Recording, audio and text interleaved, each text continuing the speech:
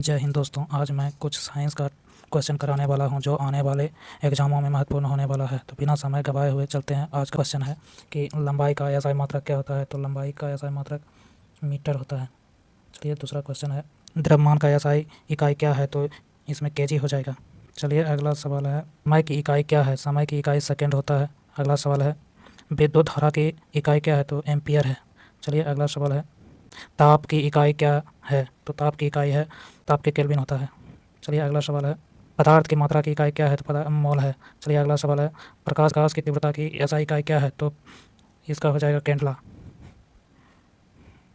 चलिए, अगला सवाल है एसआई प्रणाली में मूलभूत इकाइयों की संख्या कितनी है। तो इसमें हो जाएगा 7। चलिए, अगला सवाल है कि निम्नलिखित में कौन मूलभूत इकाई नहीं है। तो इसमें न्यूटन हो जाएगा। चलिए, अगला सवाल है कि अगला सवाल है बल की एसआई इकाई क्या है। तो इसमें हो जाएगा जूल। चलिए, अगला सवाल है कि कार्य की एसआई इकाई क्या है। तो इसमें हो जाएगा जूल। चलिए, अगला सवाल है कि शक्ति का एसआई इकाई क्या है। तो शक्ति का एसआई इकाई वाट है। तो अगला सवाल है कि दाब की एसआई इकाई क्या है। तो दाब का होता है पास्कल। चलिए, अगला सवाल है कि ऊर्जा की एसआई इकाई क्या है। तो ऊर्जा का एसआई इकाई है जूल। चलिए, अगला सवाल है कि वेग की एसआई इकाई क्या है। तो इसमें हो जाएगा मीटर पर सेकेंड। चलिए, अगला सवाल है कि त्वरण की एसआई इकाई क्या है। तो इसमें हो जाएगा मीटर पर सेकेंड स्क्वायर। चलिए, अगला सवाल है घनत्व की एसआई इकाई क्या है। तो इसमें हो जाएगा केजी प्रति मीटर क्यूब। चलिए, अगला सवाल है आवृत्ति की एसआई इकाई क्या है। तो इसमें हो जाएगा हर्ट्ज। चलिए, अगला सवाल है आवेश की एसआई इकाई क्या है। तो इसमें हो जाएगा कूलॉम। चलिए, अगला सवाल है प्रतिरोध का एसआई इकाई क्या है। तो इसमें हो जाएगा ओम। चलिए, अगला सवाल है वेग का आयाम क्या होता है। तो इसमें हो जाएगा m0 L1 T-1। चलिए, अगला सवाल है त्वरण का आयाम क्या होता है। तो इसमें हो जाएगा L T-2। चलिए, अगला सवाल है बल का आयाम क्या होता है। तो ML T-2 होता है। चलिए, अगला सवाल है कार्य का आयाम क्या होता है। तो ML² T-2 होता है। चलिए, अगला सवाल है शक्ति का आयाम क्या होता है। तो इसमें हो जाएगा ML² T-3। चलिए, अगला सवाल है दाब का आयाम क्या होता है। तो दाब का आयाम होता है ML² T-2। चलिए, अगला सवाल है घनत्व का आयाम क्या होता है। तो इसमें हो जाएगा ML-3। चलिए, अगला सवाल है संवेग का आयाम क्या होता है। तो इसमें हो जाएगा ML-T-1।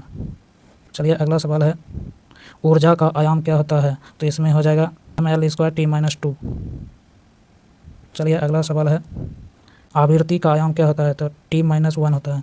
चलिए, अगला सवाल है आयामी विश्लेषण का उपयोग किसके लिए होता है। तो इसमें समीकरण की जांच के लिए होगा। चलिए, अगला सवाल है निम्न में से कौन आयामहीन होता है। तो इसमें हो जाएगा विकृति।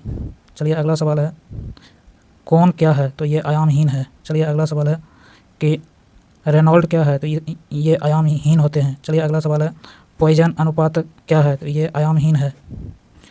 चलिए, अगला सवाल है आयामी विश्लेषण से क्या नहीं निकाला जा सकता है। तो इसमें स्थिरांक नहीं निकाला जा सकता है। चलिए, अगला सवाल है आयामी विश्लेषण की किस सिद्धांत पर आधारित है। तो ये हो जाएगा समरूपता सिद्धांत पे।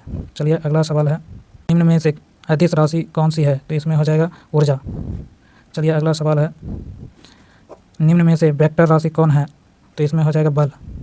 चलिए, अगला सवाल है कार्य क्या है। तो कार्य एक अदिश राशि है।